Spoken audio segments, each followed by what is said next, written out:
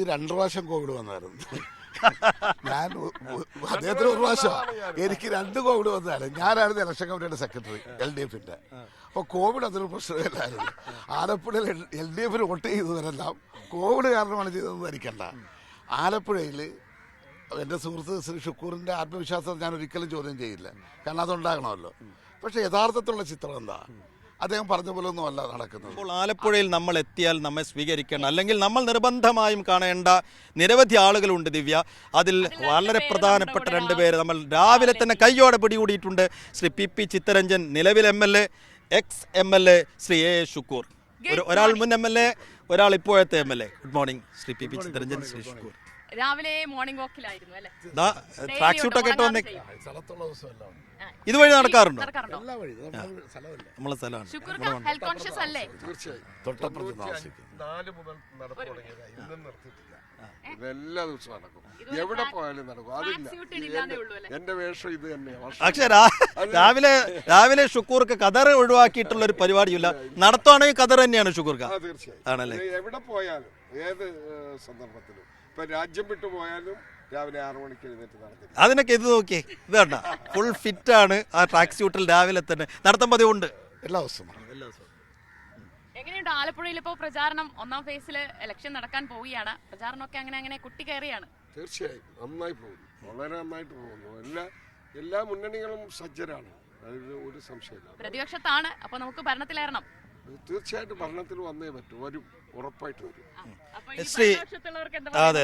Shri Chittaranjan, 55 seat നഗരസഭ, ആലപ്പുഴ നഗരസഭ മാത്രം എടുക്കുകയാണെങ്കിൽ 55 സീറ്റിൽ 53 സീറ്റ്. അപ്പോൾ 25 സീറ്റ് ഭൂരിപക്ഷത്തിന് അല്ലേ? 25 സീറ്റ് കിട്ടിയാൽ നഗരസഭ പിടിക്കാം, അങ്ങനെയല്ലേ? 40 സീറ്റിന്റെ മുകളിൽ നേടും. അങ്ങനെയല്ല, ഞാൻ ഇപ്പോഴത്തെ ഒരു കണക്കാണ് ചോദിച്ചത്. അല്ല, ഇപ്പോൾ നിലവിൽ 35 സീറ്റ് വ്യക്തവും ശക്തവുമായ ലീഡുണ്ട്. ആ ലീഡ് ഉയർത്താൻ തന്നെയായിരിക്കും ശ്രമിക്കുക. അതെ, 40ന്റെ മുകളിലായിരിക്കും. 53 40ന്റെ മുകളിലായിരിക്കും. അപ്പോ ഞാൻ അവര് ഭയങ്കര കോൺഫിഡൻസിലാണ്. 40-ലധികം സീറ്റൊക്കെ അവര് ഈ കോവിഡ് കാലത്ത് കഴിഞ്ഞ തവണ ഒരു കാലഘട്ടത്തിലും ഇല്ലാത്ത പോലെ അവർ 35 സീറ്റിലേക്ക് വന്നു. ഞങ്ങള് വളരെ ചുരുങ്ങിപ്പോയി. എന്നാൽ അങ്ങനെ ചുരുങ്ങാൻ കാരണം അന്ന് ഞങ്ങളിൽ ഒരാള് കോവിഡ്, ഞങ്ങളെല്ലാം കോവിഡ് ബാധിച്ച് ആശുപത്രിയിലായി. ആരും ഇല്ല രംഗത്ത്. ഒരാൾ മരണപ്പെട്ടും പോയി. മുൻ DCC president, APC general secretary ആയിരുന്നു. വളരെ സജീവം. ആ സ്ഥലത്ത് ഞങ്ങളുടെ പ്രവർത്തനം നടന്നിട്ടേ ഇല്ല. അപ്പോൾ അതായിരുന്നു അന്നത്തെ ചിത്രം. അതിന് മുൻകാലങ്ങളിലെല്ലാം ഇങ്ങനെ ബെമ്മിലാണ്.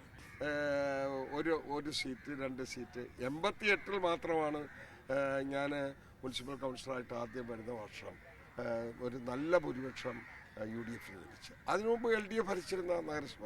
അതിനുമുമ്പ് വർഷങ്ങളോളം അന്നത്തെ കോൺഗ്രസ് മുന്നണിയായിരുന്നു, KP രാമചന്ദ്രൻ നായരുടെ കാലം. അപ്പോൾ അതിനുശേഷം മാറ്റങ്ങളുണ്ട്.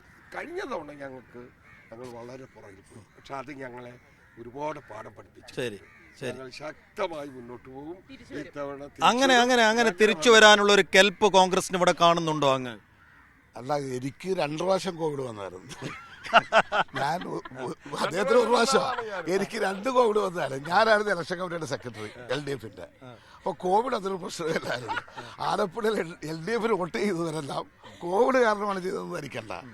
ആലപ്പുഴയിൽ എൻ്റെ സുഹൃത്ത് ശ്രീ ഷുക്കൂറിൻ്റെ ആത്മവിശ്വാസം ഞാൻ ഒരിക്കലും ചോദ്യം ചെയ്യില്ല, കാരണം അതുണ്ടാകണമല്ലോ. പക്ഷേ യഥാർത്ഥത്തിലുള്ള ചിത്രം എന്താ? അദ്ദേഹം പറഞ്ഞ പോലെ ഒന്നും അല്ല നടക്കുന്നത്. അദ്ദേഹത്തിന് പോലും ഇവിടെ നിൽക്കാൻ ഒക്കുന്നില്ല. അതാണ് എനിക്ക് സങ്കടം. അദ്ദേഹം ഉണ്ടായിരുന്നെങ്കിൽ കുറച്ചുകൂടെ ചിലപ്പോൾ ഇവർ മുമ്പോട്ട് പോയാലോ. അദ്ദേഹത്തിന് ഇടുക്കിയിലാണ് കൊടുത്തിരിക്കുന്നത് അപ്പോൾ ചുമതല. അപ്പോൾ അത് രാഷ്ട്രീയ നേതാക്കന്മാർക്ക് എവിടെയെങ്കിലുമൊക്കെ ചുമതല കൊടുക്കും. ആലപ്പുഴയെ സംബന്ധിച്ചിടത്തോളം ഞാൻ തമാശയിൽ പറഞ്ഞതല്ല, ഞങ്ങൾ 40ന്റെ മുകളിൽ സീറ്റ് നേടി ജയിച്ചു വരും കേട്ടോ. അല്ല, മറ്റൊരു തദ്ദേശ തെരഞ്ഞെടുപ്പ് കൂടി വരുന്നു. ഇവിടെ ഏറ്റവും കൂടുതൽ പഞ്ചായത്തുകൾ ഭരിക്കുന്നത് LDF ആണ്, ഏറ്റവും കൂടുതൽ മുനിസിപ്പാലിറ്റി ഭരിക്കുന്നത് LDF ആണ്. അപ്പോൾ കഴിഞ്ഞ 5 കൊല്ലം ഈ ആളുകളുടെ താല്പര്യങ്ങൾക്കും ആഗ്രഹങ്ങൾക്കും അനുസരിച്ച് പ്രവർത്തിക്കാൻ, അവർക്ക് വേണ്ട വികസനങ്ങൾ എത്തിക്കാൻ കഴിഞ്ഞു എന്ന ആത്മവിശ്വാസത്തിന്റെ പുറത്ത് തന്നെയാണോ ഇത്തവണ ജനവിധി തേടുന്നത്? തീർച്ചയായിട്ടും. നിങ്ങളിപ്പോൾ ജില്ലാ പഞ്ചായത്തിൽ കഴിഞ്ഞ തവണ ഉണ്ടായിരുന്നതിനേക്കാൾ 1 സീറ്റെങ്കിലും കൂടുതലായിരിക്കും ഞങ്ങൾക്ക് ലഭിക്കാൻ പോകുന്നത്. കാരണം നമ്മളിത് കഴിഞ്ഞിട്ട് 13-ാം തീയതി കഴിഞ്ഞിട്ട് കാണാം, ഞങ്ങൾ ജയിക്കും. 12 ബ്ലോക്ക് പഞ്ചായത്തിൽ 11 ഞങ്ങൾക്കായിരുന്നു, 1 അപ്പുറത്ത്. ഇത്തവണ 12 ബ്ലോക്കും ഞങ്ങൾ ഭരിക്കും. അതുപോലെ തന്നെയാണ് പഞ്ചായത്തുകളെ സംബന്ധിച്ചിടത്തോളം, മുനിസിപ്പാലിറ്റികളെ സംബന്ധിച്ചിടത്തോളം ഞങ്ങൾക്ക് നിലവിലുണ്ടായിരുന്നതിനേക്കാൾ കൂടുതൽ തന്നെ വരും എന്ന് ഞങ്ങൾ പറയുന്നത് ഈ ആലപ്പുഴയിൽ നടന്നിട്ടുള്ളതും കേരളത്തിലാകെ നടന്നതിൻ്റെ ഭാഗമായി ആലപ്പുഴയിൽ നടന്നിട്ടുള്ള വികസന പ്രവർത്തനങ്ങൾ ആ വികസന പ്രവർത്തനങ്ങൾ ഓരോന്ന് എണ്ണി കാണിച്ചുകൊണ്ടാണ് ഞങ്ങൾ ഈ തെരഞ്ഞെടുപ്പിൽ ഒട്ടിവെക്കുന്നത്. ശരി, എന്തായാലും ആ വികസനങ്ങൾ എത്തിക്കാൻ കഴിഞ്ഞു ഒന്നും പറഞ്ഞ് രക്ഷപ്പെടാൻ കഴിയില്ലെന്ന് പറയുന്നു. ഇവിടെ ഉണ്ടായിരുന്നെങ്കിൽ ഷുക്കൂർക്ക് ഇവിടെ സജീവല്ലേ? പോയി ഇടുക്കിയില്ല, ഇവിടെ ഉണ്ട്. ഇടുക്കി ചുമതലയുണ്ടെന്ന് എല്ലാ കാലങ്ങളിലും ഞാൻ 2018 മുതൽ ഞാൻ KPCCയുടെ ജനറൽ സെക്രട്ടറിയാണ്. 2 ടൈം കഴിഞ്ഞ് ഇപ്പോൾ KPCC വൈസ് പ്രസിഡന്റായി 3 ടൈം. എനിക്ക് ആദ്യം തന്നത് മലപ്പുറമാണ്, രണ്ടാമത് തന്ന എനിക്ക് തൃശ്ശൂരാണ്, പത്തനംതിട്ടയാണ്, മൂന്നാമത് തന്നത് തൃശ്ശൂരാണ്, ഇപ്പോൾ ഇടുക്കി. സംസ്ഥാന തലത്തിൽ പ്രവർത്തിക്കുന്ന ഒരാൾക്ക് അങ്ങനെ പോയേ പറ്റൂ. ഞാൻ പോകും, അതിന് സമയം കണ്ടെത്തും. അല്ല, അങ്ങ് പറയേണ്ട ഇതാണ് ശ്രീ ചിത്തരഞ്ജൻ സൂചിപ്പിച്ചതുപോലെ കഴിഞ്ഞ 5 വർഷക്കാലം ഈ മുനിസിപ്പാലിറ്റിയിലാവട്ടെ പഞ്ചായത്തുകളിലാവട്ടെ ആവശ്യമായ വികസനം കൊണ്ടുവരുന്നതിൽ LDF വിജയിച്ചോ ഇല്ലയോ? LDF പരാജയപ്പെട്ടു എന്നുള്ളത് വ്യക്തമായതുകൊണ്ട് തന്നെ അത് ചൂണ്ടിക്കാണിച്ചുകൊണ്ടാണ്. ആലപ്പുഴ തന്നെ എടുക്കാമല്ലോ നമുക്ക് മാതൃക. ആലപ്പുഴ നഗരത്തിലെ നമ്മുടെ വലിയ പ്രതീക്ഷയുള്ള ഒരുപാട് സംരംഭങ്ങളുണ്ട്, എല്ലാം തകർന്ന് കിടക്കുന്ന കാണാം. ആലപ്പുഴ നഗരത്തിൻ്റെ ഒരു സ്റ്റേഡിയം ഞങ്ങളുടെയൊക്കെ ഒരു സ്വപ്നമാണ്, വർഷം എത്രയായി അറിയാം. ഞാൻ 92 മുനിസിപ്പൽ സ്റ്റാൻഡിംഗ് കമ്മിറ്റി ചെയർമാനായിരുന്നപ്പോൾ അന്ന് ധനകാര്യ വകുപ്പ് മന്ത്രിയായിരുന്ന ഉമ്മൻചാണ്ടി അനുവദിച്ച പണം കൊണ്ടാണ് ആ സ്റ്റേഡിയത്തിൻ്റെ ആദ്യത്തെ പണി ആരംഭിക്കുക. എന്ന് പറഞ്ഞാൽ കൂടുതൽ സ്ഥലമെടുക്കുക. അതങ്ങ് പൂർത്തിയായി. ഇപ്പോൾ മഹാനായി EMSന്റെ പേരുള്ള സ്റ്റേഡിയമാണ് കിടപ്പേണ്ട. TV തോമസിന്റെ പേരുള്ള ടൗൺ ഹാൾ കണ്ടില്ലേ?